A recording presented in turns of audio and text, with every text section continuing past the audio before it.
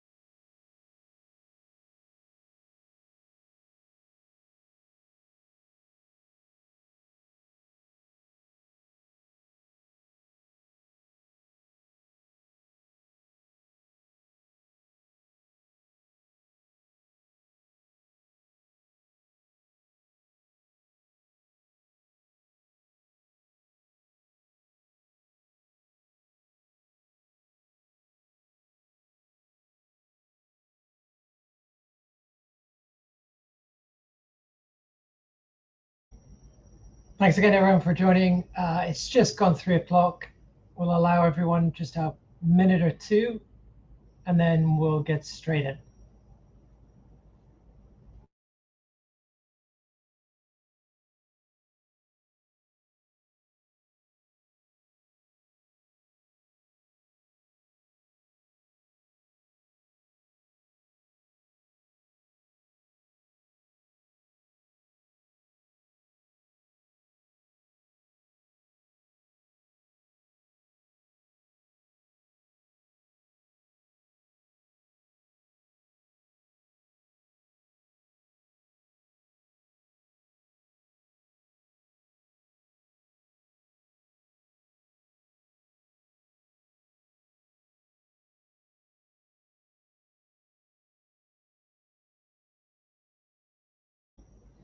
Okay, welcome, everyone. Thanks so much for joining. Let's get straight into it. So this topic came directly from the community. You told us you wanted to know what the platform changes mean for your business and whether the way you're set up right now would survive a shock. And I mean, there's huge amounts of conversation right now. I don't know if all of you've seen the recent Sunday Times picked it up. So the survey that's been going around, um, that's actually gone to Adam J at Vinted. So he's actually responded, which is great. But that is what the next 30 minutes covers. We're going to get into it. We're going to talk Vinted, eBay, as well as Depop, and look at what do the changes mean and how you can make your business ultimately more resilient and more successful, even when these platforms change and these marketplaces change what they do. So these are not hypotheticals. I think that's the first thing to say. So this relisting to boost visibility is something that's been standard practice for years on Vinted. It's now a permanent ban. And this started in September 2025. What's happened is there's been a switch to automated enforcement driven by AI in January 2026. So they're now using perceptual hashing. So if you delete a listing, you re-upload using the same photo, that will automatically be picked up. It'll be caught in seconds. And 2 strikes, you're out. You'll get a warning. You'll get a review queue. Cropping the photo, adjusting the brightness, that doesn't fool it either. So they're now looking at the structure of the image, not just the pixels. So that's on Vinted. On eBay, used to be very common. You could run a private account. Obvious reasons, right, in terms of fees. That also is being picked up. And eBay is looking to crack down on it. Why? Obviously, because they introduced, of course, private accounts don't have fees, and they're now using AI to do that. So Depop's interesting. Depop, as sure you're aware, eBay announced the acquisition in February, buying it for like over $1 billion. It's actually going through, so it's not necessarily a done deal. That's going through the Competition and Markets Authority. It's going through a phase 1 review that kind of concluded back towards the beginning of this month, and a decision is expected in the summer. And nothing, I think it's fair to say at this point in time, it's not necessarily clear, what Depop's strategy will be going forward. But for sure, there's likely to be an evolution. So look at these things. I mean, nothing you did, we did, changed. The platforms did. So let's look at each one just in a bit more,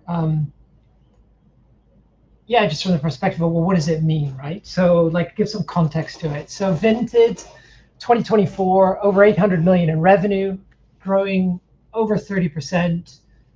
That in 2025 was over 1 billion. Their valuation in April this year was over 8 billion.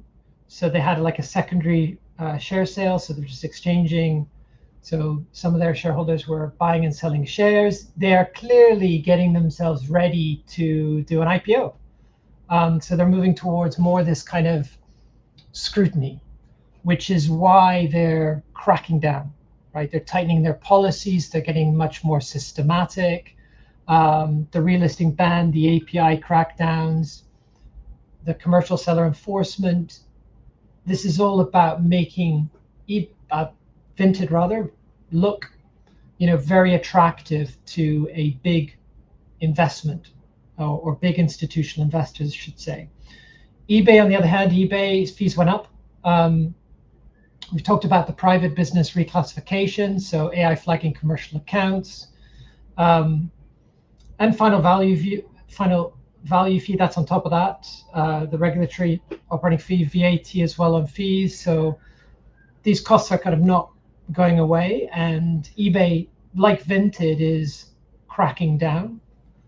And Depop's really interesting. So in the context of kind of like, why did eBay buy Depop? Depop, strong Gen Z, younger target. Question is, will they bring in more of this kind of infrastructure, right? Some of this compliance, the authenticity guarantee, payment changes and charges. So that's very much to come. But each one is optimizing for different things, which are not necessarily helpful right now to resellers and to us. So when you think about your infrastructure, I think this is an important. So I'm just looking at some of the questions. Thanks. So we're listing, answer these now. So we're listing unvented outside of Zipsale result in a ban too. I mean, an item I list myself without. Yes, it can. It can do, absolutely. And it does.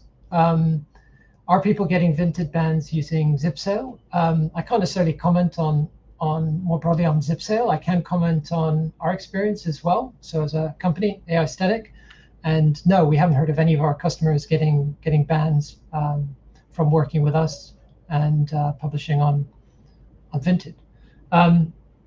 So do continue to post the kind of questions and comments as we go, and I'll look to kind of stop and answer the questions and as we progress. So I think it's important to say, look, this is sort of a central summary of what we're talking about today. It's important that you consider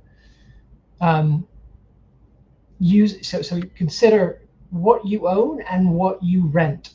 And I think to kind of be specific, right? You own your photos, you have your product knowledge, your measurements, your understanding of your product, your sourcing relationships, your pricing instincts, and your workflow. But what you are renting, and to be aware of it, is you're leveraging a marketplace account, right? Your search and visibility, your buyer access, your listing history, all of these things you're renting.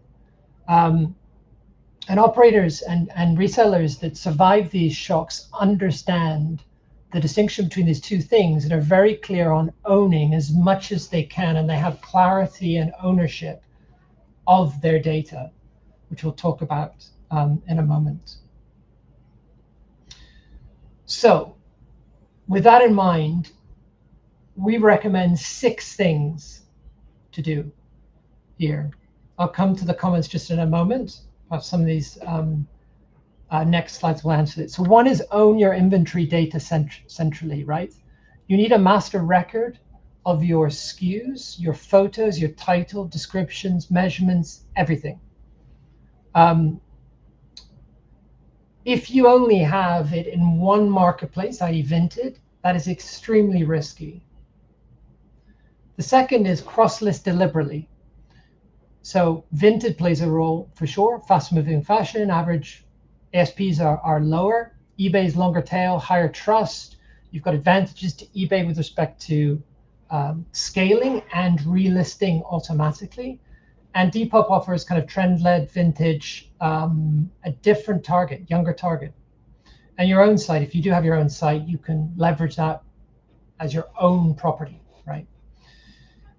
The third thing to do is build a platform risk score. And I don't want to get too complicated about this, but fundamentally it's about, okay, what, if you think about your business, right, just take a step back. You've got sales, you've got margin, you've got account restriction risks, you've got, if you are operating via an API or manual workload, right, where is your business heavily leveraged?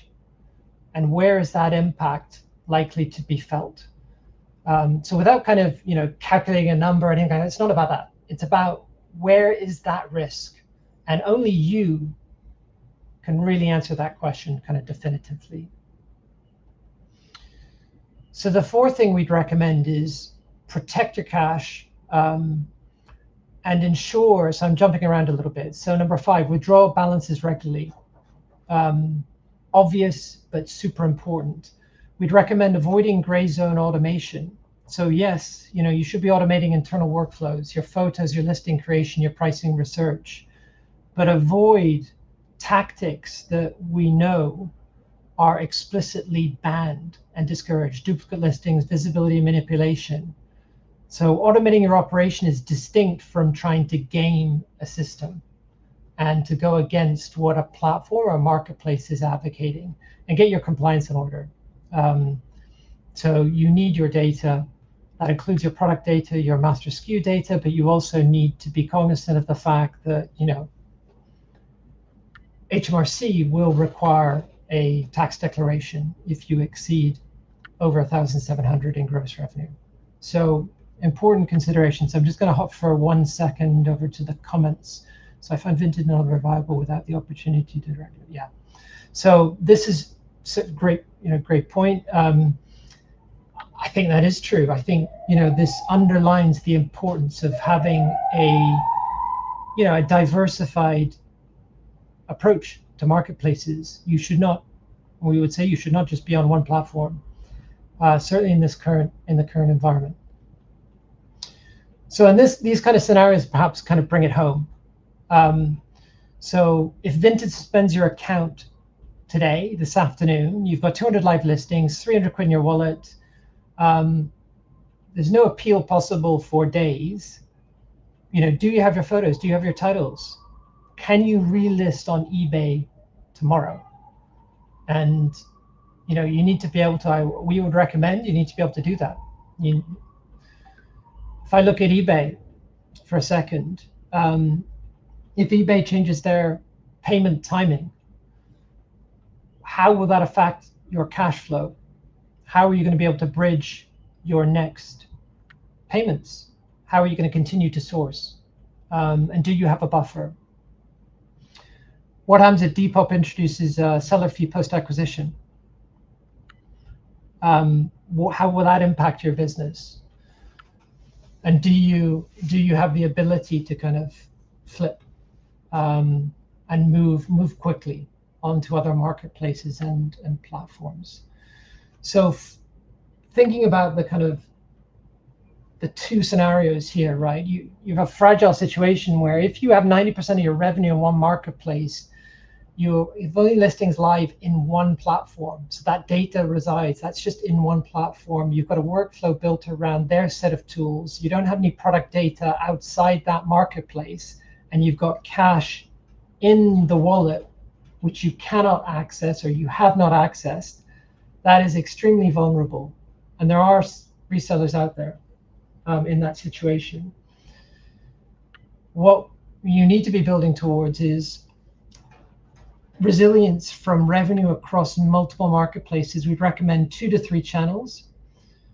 That can be a split of 7, 20, 10, for example, lead, secondary, third kind of marketplace. But your master inventory, your record, your data needs to be owned centrally. You should have an ability with your workflow to be able to list across multiple marketplaces. It shouldn't be dependent on, and that's an important point to make, it shouldn't be dependent on just listing to one. And you should be making regular balance withdrawals. So contrast, I think 6-9 months ago, this situation kind of on the left-hand side was, it's a fragile situation, but the probability of a shock, and that shock impacting a reseller, was relatively low. That is, completely flipped now. So I think if you're not in the position in terms of getting your business in the right-hand side, we would strongly recommend you do that. You do that ASAP. So I'll pause just for a second, have a look and see if any more comments. Yeah, yes to step 1, I need to do this ASAP. Yeah, absolutely. So please do add comments as we go or questions. What I'm going to do now is I'm going to show you just around briefly. We don't have a huge amount of time, but I want to show you around a little bit our platform at Aistetic and show how this kind of ties into some of the things we've talked about. So a resilient approach that's kind of across that addresses this. So bear with me a second and do continue to put comments and questions in the chat whilst I do this.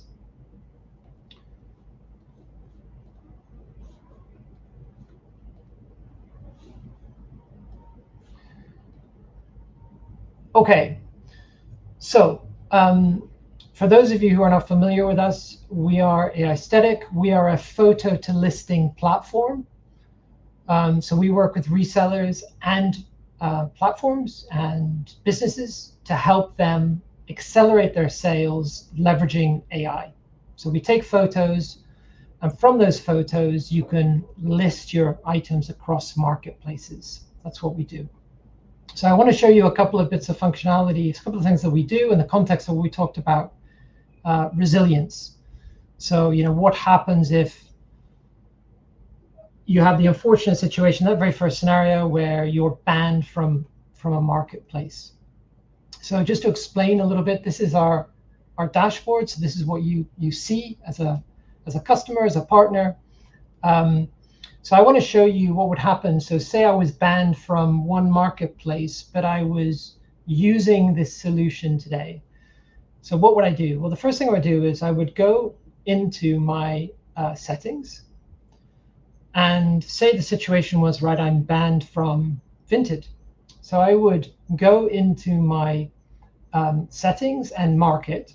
You can see here I've got an eBay marketplace connected. So all I have to do in this case is I've lost the ability of Vinted, but I still have my data here, because effectively I can import my eBay listings here. So I have all of my data. Now, conversely, that can also work the other way. So if it's another marketplace you're in this situation, I can import in from Vinted as well within seconds. So all of your data, which is your data, is held centrally. So it's here. It's not residing in a marketplace. Your photos, your titles, your descriptions, your pricing, as well as actually any sales data, resides here, easily accessible to you. So that's an important point in the context of not being dependent on one marketplace, but equally being able to react quickly should you have a shock. So the second thing I wanted to show you was just the level of kind of quality of data that we're able to produce, because that's important in the context. This is not sacrificing quality. On the flip side, actually, we're able to deliver really, really strong listings. So this is actually a live example of a customer that has a sell-through rate in excess of 50%. That's on a 30-day basis. So their items are selling fast. And their average time to sell is between 5 to 7 days on average. So you can see here, this is live example. This is a title that has been optimized to sell. So with item specifics, you've got a recommended price, you've got the assessment of the condition, the category, and then the description. And this is all done from photos. So in essence, what happens is your workflow, which you own, like we talked about, which is extremely important. It's not dependent on the marketplace. Your workflow is you do your photos, you upload them here, and in batches, which our resellers really love, you're able to then publish, and you're not dependent on marketplaces. Now, in the case of Zipsale, so with Zipsale, you're able to cross-list, as I'm sure a lot of you are aware, to multiple marketplaces. So you can take your data from Aistetic, and we have customers doing this, and they connect their marketplaces in Zipsale, up to 8, which is phenomenal, and they import their data in. And you can do that either via eBay, or you can do it via CSV. We would suggest probably the easiest is via eBay. So that's how the kind of two platforms kind of work together, and gives you a sense of how they work. And what we're able to do is save a huge amount of time, but also critically drive sales and drive your sell-through rate. So I'm just going to pop back for a second to the presentation. Okay.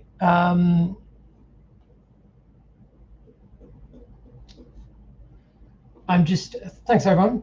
The issue I face is that Vinted is where all my sales are. eBay couldn't replicate my sales tomorrow if my Vinted were to be banned. Sure, that is a consideration, but what is true is what happens if you don't do it, I guess, right? How much are you going to lose by putting all of your eggs in one basket with Vinted? I think that's one thing. The second thing is, I think eBay is stronger than a lot of people think. We have customers, partners, resellers that sell extremely well on eBay. They sell at a higher average price Their listings last for longer. There's a lot of advantages to eBay with respect to reliability, dependability, pricing, as well as sell-through.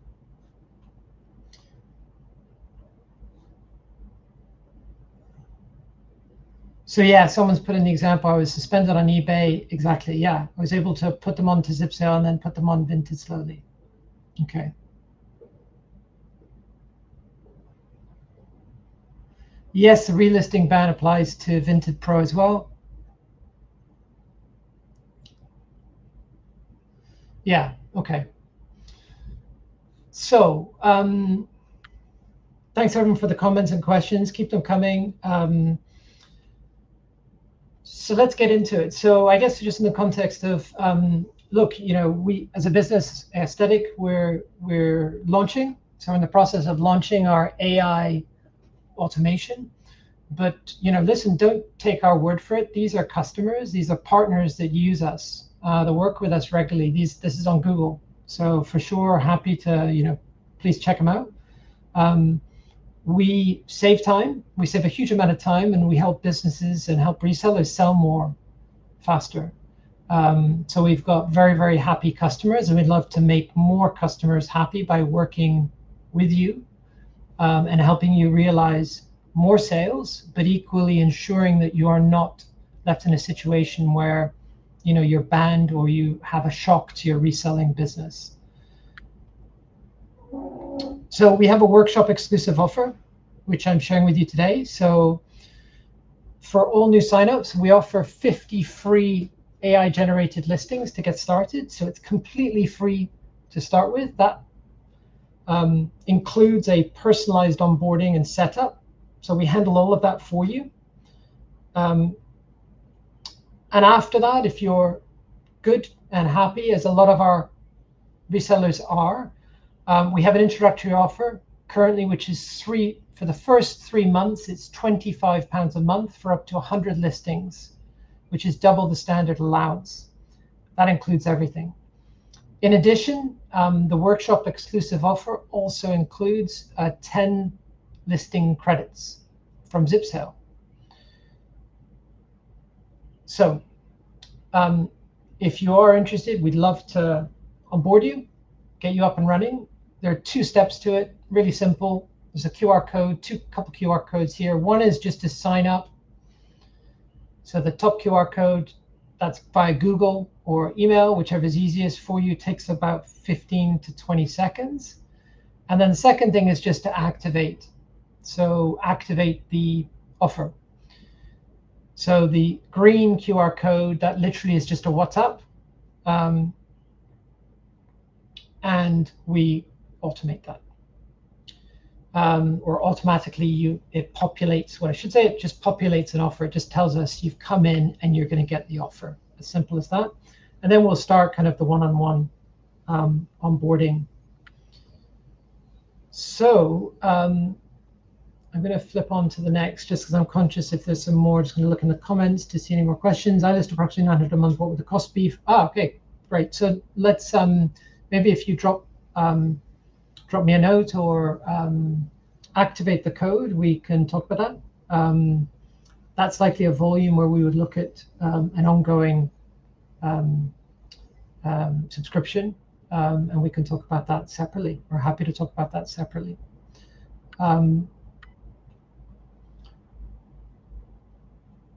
Okay. Any more questions and comments?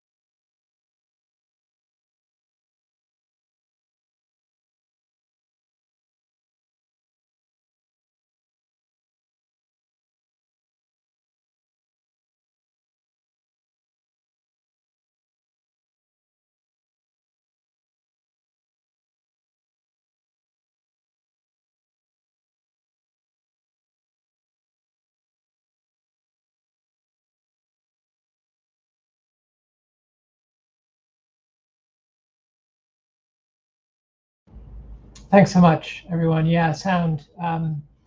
Momentarily lost that for a second, so hopefully you can hear me loud and clear. Okay, fantastic. Yeah. Can you hear me okay? Am I audible? We lost sound for a second there. If someone could just reply in the comments and tell me that they can hear, that would be amazing.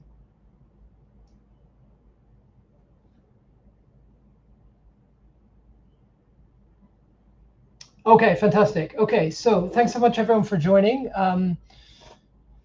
Yeah, with respect to, I guess, a few comments. Don't hesitate to kind of reach out with more questions and comments, whatever we can do to kind of help. I guess specifically, there's one question on kind of volume and the number of accounts. I'd suggest drop us a note. So I'll put in the comment as well my email.